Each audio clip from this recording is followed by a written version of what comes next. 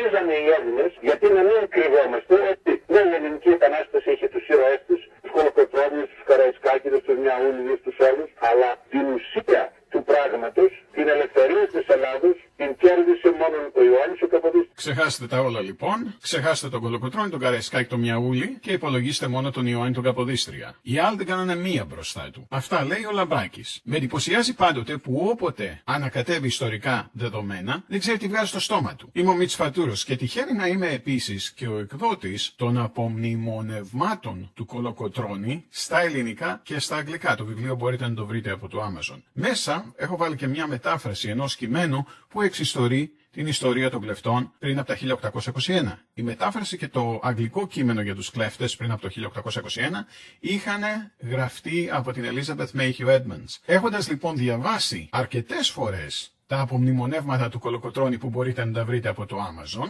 σας λέω ότι ο μόνος λόγος για τον οποίο έγινε κυβερνήτης της Ελλάδας, ο Καποδίστριας, ήταν ο Κολοκοτρώνης, σύμφωνα πάντοτε με τα απομνημονεύματα του Κολοκοτρώνη, και όχι το ανάποδο. Δεν ελευθερώθηκε η Ελλάδα εξαιτίας του Καποδίστρια. Και αυτό μπορώ να το αποδείξω, γιατί οτιδήποτε είπε εκείνη τη μέρα ο Λαμπράκης για την απελευθέρωση της Ελλάδας ήταν λάθος. Για παράδειγμα, συνέχισε να λέει: όταν το 1822 τη μυστική συνθήκη της Βερόνας ανάγκασε την Αυστρο-Ουγγαρία, τη Ρωσία και την Αγγλία. Αυτό που λέει δεν έγινε ποτέ. Η εταιρεία μελέτης του έργου του Ιωάννη Καποδίστρια λέει ότι στα 1822 ο Καποδίστριας δεν βρισκόταν στο συνέδριο στη Βερόνα. Αναφέρει δε πως δεν έγινε αποδεκτή η αντιπροσωπεία των Ελλήνων υπό τον παλαιόν πατρόν Γερμανό. Τους ανάγκασε να υπογράψουν ότι αποδέχονται τη δημιουργία ελληνικού κράτους. Πώς μπορούσε να τους είχε αναγκάσει να υπογράψουν τη στιγμή που αυτός δεν ήταν εκεί. Ο Λαμπράκης για μια ακόμη φορά δεν ξέρει τι λέει και συνεχίζει την αναφορά του λέγοντας τη μία μαλακία πάνω στην άλλη. Το 1822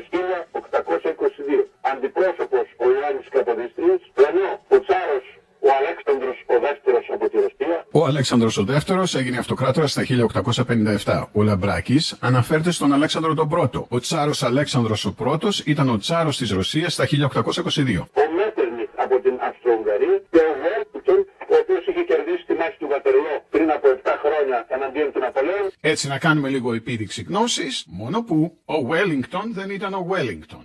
Ήταν ο πρώτος δούκας του Wellington, το όνομά του ήταν Arthur Wellesley. Ο Αλέξανδρος της Ρωσίας βέβαια είχε κάτσει στη Μόσχα και δεν πάτησε το πόδι του εκεί. Ο μόνος που είχε πάει εκεί ήταν ο Μέτερνιχ. Θα είχε δίκιο εκεί ο Λαμπράκης, αλλά έκανε ένα άλλο λάθος. Είπε πως ο Μέτερνιχ αντιπροσώπευε την Αυστρο-Ουγγαρία. Ούτε και αυτό είναι σωστό. Ο πρίγκιπας Μέτερνιχ αντιπροσώπευε την Αυστρία από τα 1821 μέχρι τα 1848.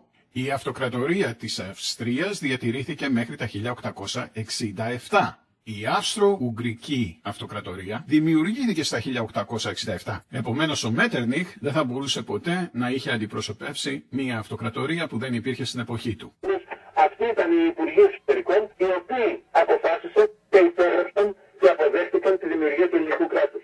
Φιλέλληνες από το εξωτερικό που σίγουρα έπαιξαν ρόλο στον απελευθερωτικό αγώνα του 1821 είναι εκείνοι που βοήθησαν την Ελλάδα να αποκτήσει ξανά την ανεξαρτησία της.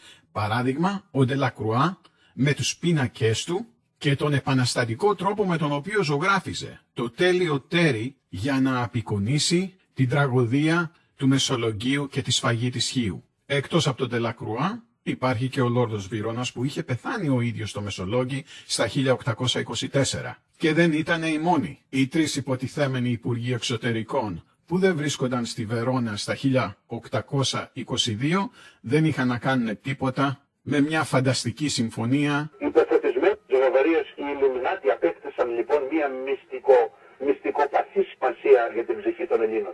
Και τι θα πει μυστικοπαθή σημασία για την ψυχή των Ελλήνων? Μπορεί κανείς να μου το αναλύσει. Το πιο σημαντικό βέβαια στις μαλακίες που είπε είναι ότι ο Ιωάννης Καποδίστριας εξανάγκασε τους τρεις αυτούς υποτιθέμενους ηγέτες. Και εδώ πέρα γίνεται το περίεργο ερώτημα.